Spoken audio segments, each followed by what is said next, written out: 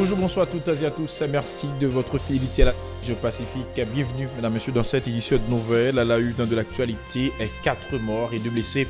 Tel est le bilan d'une opération d'assainissement menée par des agents de la mairie de Port-au-Prince dans l'aire du Champ-de-Mars qui a viré au drame. Ouverture de la première session de la nouvelle année législative, le président de la République tend la main à l'opposition et promet de sortir Haïti de l'assistanat. Le Premier ministre Jacques Aguilar-Fontan se targue d'avoir facilité la stabilité socio-économique du pays. Il se félicite notamment d'une augmentation de 13% des recettes fiscales en 2017 par rapport à 2015. Le gouvernement dit aborder l'année 2018 avec sérénité, conscient des défis qui l'attendent encore, tels la préservation de l'environnement et la lutte contre la corruption. Des citoyens de la capitale très amers contre les parlementaires haïtiens qu'ils accusent de n'avoir pas œuvré pour faciliter l'amélioration des conditions de vie de la population. Et puis, de longues files de véhicules sont toujours remarquées dans plusieurs stations d'essence de la zone métropolitaine de Port-au-Prince suite à la pénurie de carburant, en particulièrement de la gasoline. Voilà, mesdames et messieurs, pour l'essentiel de cette édition. Je vous invite à rester branchés sur la télévision Pacifique. Ces titres et bien d'autres vous seront développés sous peu.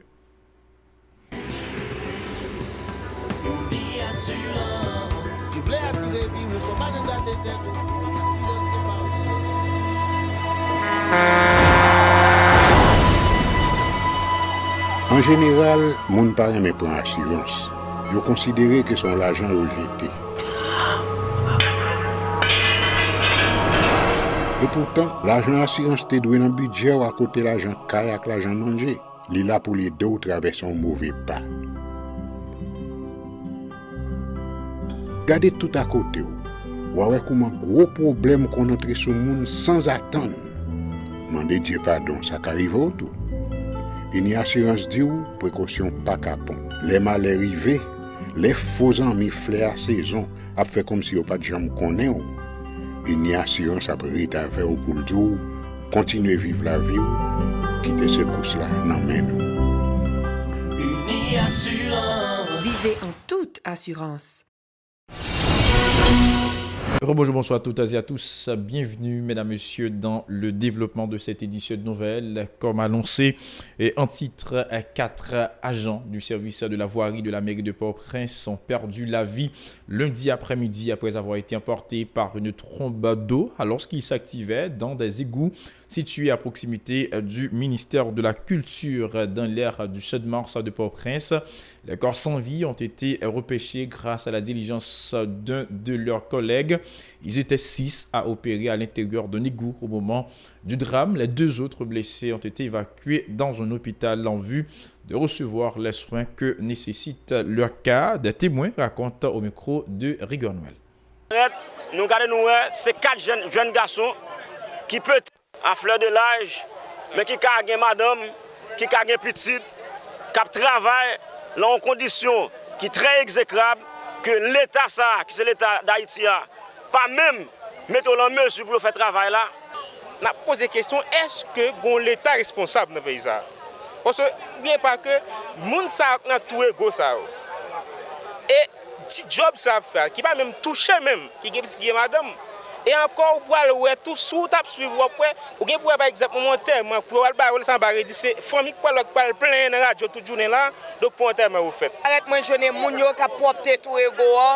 L'autre monde qui était là dans il y a battu pour sortir à mon yo pas de jambe connaît de l'eau en descend sur yo. Mais même moi dit président Jovenel, ministre justice là, tout le monde qui concerne ministre yo, faut faire un grand bagage pour moun ça yo, puis pour yo quitter un bagage pour parents yo parce que yo pas de la mort, qu'on y a yo vinn gon camp Ijan parce que mari yo y a peut-être mari pour yo pour ton pain quotidien ba yo la caillou, les yo vinn c'est la mort. Les dernières pluies diluviennes qui se sont abattues sur la capitale sont venues compliquer davantage la situation de l'environnement physique charriant sur leur passage des tas d'immondices et des débris de toutes sortes.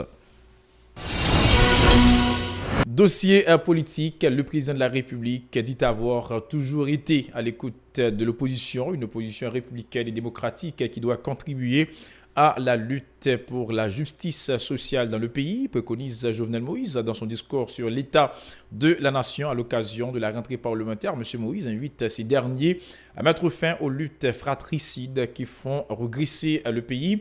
Le changement attendu résultera de notre capacité à nous projeter ensemble vers l'avenir que l'on doit affronter avec intelligence et responsabilité, a martelé le chef de l'État, qui exhorte également les concernés à dépasser le bavardage politique ambiant. Jovenel Moïse. L'opposition républicaine, démocratique et respectueuse de la loi, qui manifeste son désaccord dans un climat constructif et serein, c'est un gage du développement du système politique haïtien. C'est un ferment essentiel de la stabilité politique. C'est une condition du bien-être collectif. Le changement de notre pays ne sera pas le fruit du hasard ou un cadeau qu'on nous fera. Il résultera de notre capacité de nous projeter dans l'avenir ensemble. Car il est clair que pour changer durablement notre pays, nous devons préalablement, collectivement intégrer et croire fermement que cela est possible. Nous devons dépasser le bavardage politique ambiant, assumer notre passé avec son actif et son passif pour le dépasser et affronter l'avenir avec intelligence et responsabilité. Le chef de l'État a par ailleurs déclaré qu'Haïti est en train de tourner le dos à l'assistanat qui a duré plus de 30 ans, ayant laissé un héritage coûteux aux dirigeants haïtiens. Il a esquissé les lignes de nouveaux partenariats et de coopération avec la communauté internationale qui sera axée sur la reddition des comptes. Les propos de Jovenel Moïse recueillis par Hélène Vernal et Francineus. Haïti est en train de tourner le dos à l'assistanat. Notre pays s'engage sur la voie du partenariat agissant qui répond à ses priorités. 30 ans d'assistanat et plusieurs milliards de dollars dépensés par nos partenaires internationaux, toutes catégories confondues, pour la plupart pour financer des petits projets non structurants, ont tristement démontré leurs limites.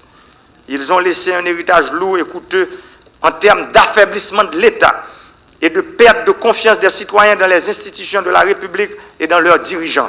Cette politique est révolue depuis le 7 février 2017. Nous, Haïtiens, devons reconnaître que l'initiative de développement national nous revient. D'abord et toujours, nous, qui sommes issus de cette nouvelle génération de leaders politiques, économiques et sociaux, rejetons le pessimisme et le fatalisme ambiant qui veulent faire croire qu'Haïti est condamné à la médiocrité et au sous-développement. Le chef du gouvernement a insisté sur la nécessité de pratiquer la transparence dans le cadre de la lutte contre la corruption. Selon lui, la bonne gestion des biens et deniers publics, la dynamisation du ministère des Finances pourra contribuer au renforcement de l'économie nationale. Jacques Lafontaine s'est aussi félicité de l'augmentation de 13% des recettes fiscales de 2015 à 2017, allant au-delà des objectifs fixés, dit-il. M. Lafontaine, qui évoque la progression maîtrisée des dépenses publiques, a salué les efforts déployés par deux organismes déconcentrés, respectivement le FAES et l'OAVCT, pour parvenir à réduire leur déficit ainsi que le personnel durant le dernier exercice. Il s'est aussi réjoui de l'augmentation des investissements étrangers dans le pays à sa déclaration. Les recettes collectées par les administrations fiscales et douanières ont connu une progression de 13% en passant de 66,1 milliards de goudes en 2015-2016 à 74,9 milliards de goudes en 2016-2017, ce qui traduit un dépassement par rapport aux objectifs de collecte inscrits dans le budget rectificatif. Toutefois, les recettes collectées sont en deçà des prévisions du niveau requis pour permettre la réalisation des dépenses de fonctionnement et d'investissement prévues dans le budget initial. En ce qui concerne les dépenses publiques, elles sont en progression maîtrisée. En vue d'assurer son objectif, qui est la stabilité des prix, la Banque centrale a continué sa politique de resserrement des conditions monétaires dans l'objectif de défendre la valeur interne et externe de la goude et de juguler l'inflation. Dans le même chapitre, des résidents de Port-au-Prince se déclarent insatisfaits du bilan des parlementaires pour la précédente année législative. Ces citoyens reprochent notamment à ces élus de n'avoir pas suffisamment contrôlé l'action gouvernementale et voté des textes de loi en rapport avec la transformation de leurs conditions de vie. Suivez ce reportage à signer Mario Sylvain et Francineus. Déception, mécontentement et colère, les propos ne manquent pas pour exprimer la frustration de ces citoyens réagissant sur le bilan du Parlement pour la dernière année législative. Selon eux, les parlementaires se joignent à l'exécutif pour défendre leurs propres intérêts au détriment de ceux de la population haïtienne. Selon moi-même, M. Sao fait zéro. Zéro dans le sens que, parce que la population a voté M. Sao, nous pas voté pour venir faire un seul avec l'exécutif là. Nous avons voté pour voter des lois qui ont intérêt de la population, dans l'intérêt majoritaire. C'est-à-dire que ça a venu là, nous avons arrivé dans le Parlement, nous avons fait couper le peuple en plus.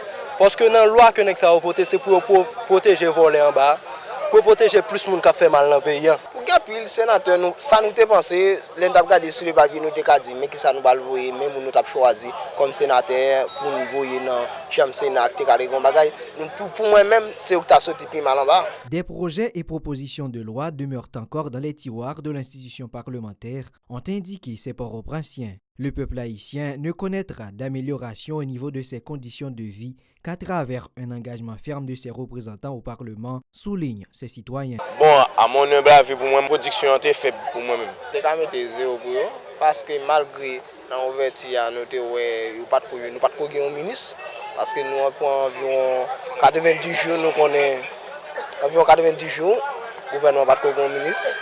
À la fin, le vote ministre, pas grand-chose sérieux fait. En guise de souhait, ces personnes disent miser sur l'équilibre entre les trois pouvoirs de l'État pour parvenir à la stabilité politique nécessaire à la relance socio-économique du pays. Pour y parvenir, elles invitent les parlementaires à exercer convenablement leur pouvoir de contrôle. Nous souhaitons un nouveau bureau qui vient pour monter aujourd'hui là, qui a une pile belle tête là-dedans, et pas tête comme si qui bien faite, mais tête qui bien plein, tête qui ne peut pas vendre conscience.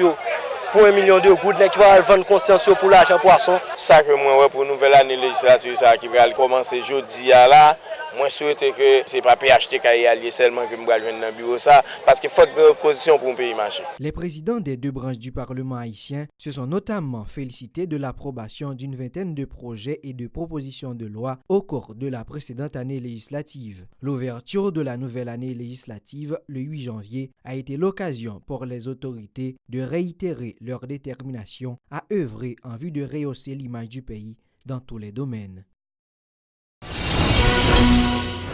Autre nouvelle, des résidents de la zone métropolitaine de Port-au-Prince, principalement des chauffeurs de transport en commun, continuent de se plaindre de la pénurie de carburant constatée sur le marché local depuis le début de l'année 2018. Une rareté de gasoline se fait notamment sentir dans plusieurs régions du pays. Ces citoyens critiquent des responsables de stations d'essence qui profitent de la situation pour se livrer au marché noir. Ils invitent les instances concernées à prendre des dispositions pour résoudre la situation qui risque de paralyser certaines activités économiques dans le pays. Leur déclaration au micro de Jean-Marc Dorsey de Rigonwell.